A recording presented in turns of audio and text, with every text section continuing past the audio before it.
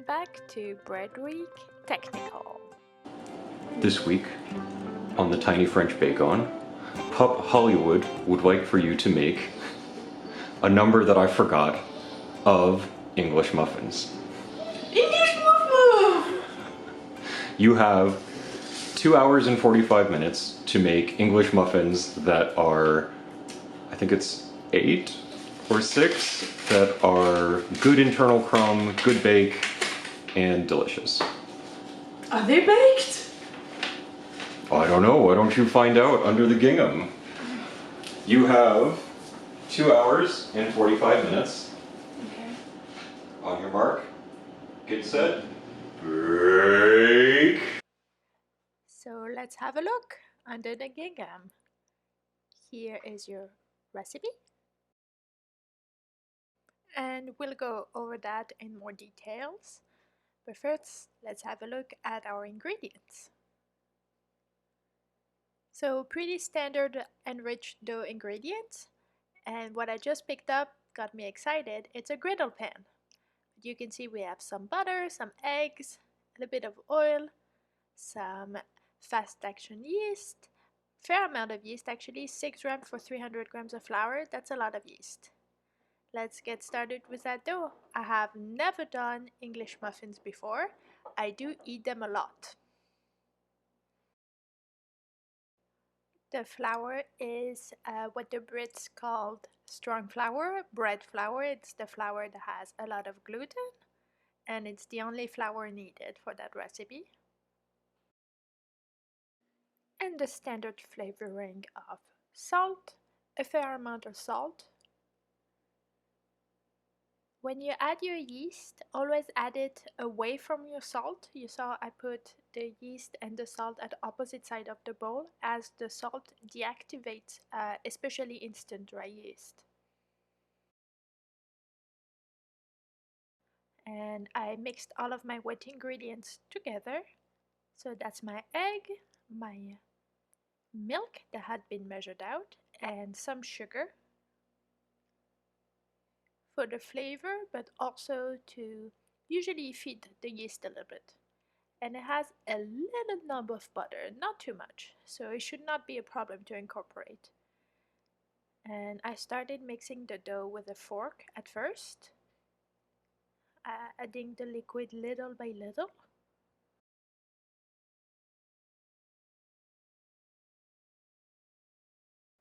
And the dough came together pretty well, so I just floured my bench as the instruction required and started kneading by hand.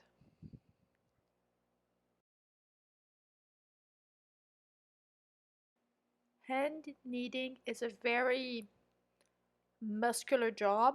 It's also very relaxing to me. It's very nice to see a dough coming together and becoming smooth and elastic.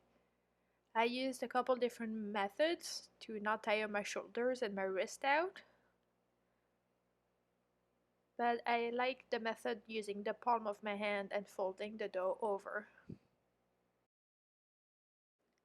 To see if you have enough gluten with the kneading, you can do the window pane test, and you should be able to see light through the dough without it tearing. In my case, it didn't work. The little piece of dough tore, so I had to knead some more. Couple minutes later, and you'll see that little piece of dough is way stretchier, and I can see light through it like a window. And that usually means the dough has been kneaded enough. And the bounce test, if you put a little bit of pressure on a finger and the dough bounces back, that usually means it's been kneaded enough. And then it's let to proof in an oiled bowl for an undescriptive amount of time. Because it's an enriched dough, I decided an hour and a half should be a good benchmark. I've been doing a lot of brioche to prepare for the showstopper, and most of them rest for an hour and a half, so decided to go with that. And that's what is kind of fun with technicals, is just you draw on your own experience and your baker instinct, as if it were, and it turns out it's really an instinct. how things look, how things feel. If you baked a fair bit, you can just figure it out. I put it in the oven that is turned off. I usually preheat my oven while I knead and then turn it off, and it's a warm place for the dough to proof, especially if you have a dough that you don't know how long it's going to take. Being in a very warm spot is very favorable for the yeast to bubble up and create that carbon dioxide that makes those large bubbles. I used that time to prepare my pans, might as well do it. So I lined them with parchment paper just in case, and line them with a sprinkling of semolina flour as the instructions were requiring.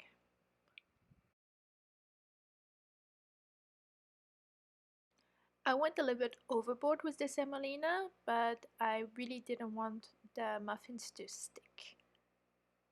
And then the recipe did not describe which cutters to use. I have 3 cutters here, and it was to me to decide what size of English muffin I could do and I should do. As I said, I've been eating a lot of English muffin, especially for breakfast. It's one of my favorites, so I have some idea what it should look like. And the recipe also required to have a mixture of semolina flour to be able to roll down our dough.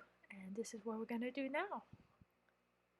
I highly recommend listening to ABBA or any disco music while you're baking. It puts you in a great mood. A great mood that makes you dance for tripled in size dough. Look at that dough, how bubbly it is. And it's not too sticky actually.